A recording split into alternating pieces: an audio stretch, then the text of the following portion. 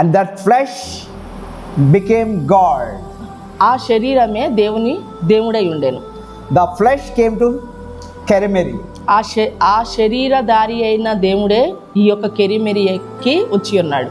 That's the reason this all people came to know Christ. దానిని బట్టి మీ అందరూ కూడా క్రైస్తవులుగా ఇక్కడ కూడి ఉన్నారు. And it is happy to see all the faces who are Christians.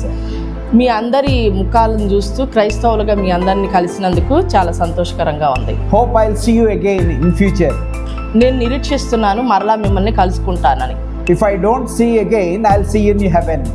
ఒకవేళ నేను మిమ్మల్ని చూడకుంటే ఒక రోజున మా పరలోక రాజ్యంలో మిమ్మల్ని చూస్తాను. That kind of hope in this book of Bible. ఆ యొక్క నిరీక్షనే మనకి ఈ యొక్క బైబిల్ గ్రంథంలో తెలియజేస్తుంది. This is not an ordinary book. ఇది సాధారణమైన పుస్తకం కాదు. There are a lot of books and crores of books are there. ఇక్కడ మనకి చాలా పుస్తకాలు, కోట్లలో పుస్తకాలు లభిస్తూ ఉంటాయి. But only one Bible called Holy Bible. కానీ ఒకే ఒక్క పుస్తకం అది పరిశుద్ధ గ్రంథంగా పిలువబడుతుంది. Only one book called Holy Bible in this world. ఈ ప్రపంచంలో ఒక్కటే ఒక్క పుస్తకము పరిశుద్ధ పుస్తకంగా పిలువబడుతుంది Bible. Yes, it's a Holy Bible. అవును, ఇది పరిశుద్ధ గ్రంథం. Why it's holy? ఎందుకు ఇది పరిశుద్ధ గ్రంథం అని పిలువబడుతుంది? You can see all holy things in this Bible. ఈ దీంట్లో మనం చూసినట్లయితే వీటిలో రాసి ఉన్నాయి అన్నీ కూడా పరిశుద్ధమైనవి. Written by Holy God. పరిశుద్ధుడైన దేవుడు ఈ గ్రంథాన్ని రాశాడు. It's all Holy Bible. దీన్ని పరిశుద్ధ గ్రంథంగా పిలువబడుతుంది. If you read this Holy Bible, ఎప్పుడైతే మీరు ఇది వాక్యాన్ని చదివినట్లయితే you can also become holy. మీరు కూడా పరిశుద్ధంగా మార్చబడతారు. We are not holy people. మనమేం పరిశుద్ధులం కాదు. We are unholy. మనము అపరిశుద్ధులం. We are ungodly. మనము దేవుడు లేనటువంటి వారం. Once we are away from the Lord. ఒకప్పుడు మనము దేవునికి దూరంగా ఉన్నాము. Once we are not believing God. ఒకప్పుడు మనం దేవుని నమ్మలేదు. And this Bible came in my life and my sister's life.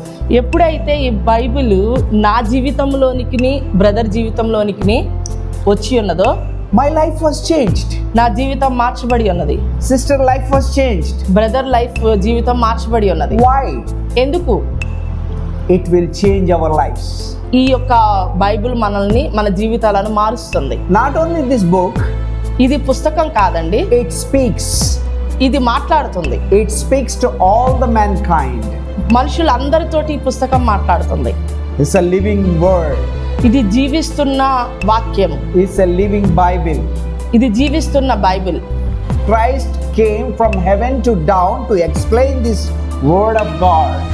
యేసుక్రీస్తు ప్రభువారు పరలోకాన్ని విడిచి భూలోకంలోనికి వచ్చి దేవుడు వ్రాసిన ఈ వాక్యాలను వివరించారు. We can see Jesus Christ in this Old Testament in indirect way. పాత నిబంధనలో యేసుక్రీస్తు ప్రభువారిని మనము పరోక్షంగా చూస్తాం. In the New Testament you can see Jesus Christ in a direct way. నూతన నిబంధనలో యేసుక్రీస్తు ప్రభువారిని ప్రత్యక్షంగా మనం చూస్తాం. Not only me, it will speaks to you also. నాతోనే కాదండి, మీతో కూడా ఈ వాక్యం మాట్లాడుతుంది. This is a living God, living Bible, living word. జీవిస్తున్న వాక్యము, జీవిస్తున్న దేవుడై ఉన్నాడు. It's not man written. ఇది మనుషులు రాసిన పుస్తకం కాదండి. God has written this book through his saints.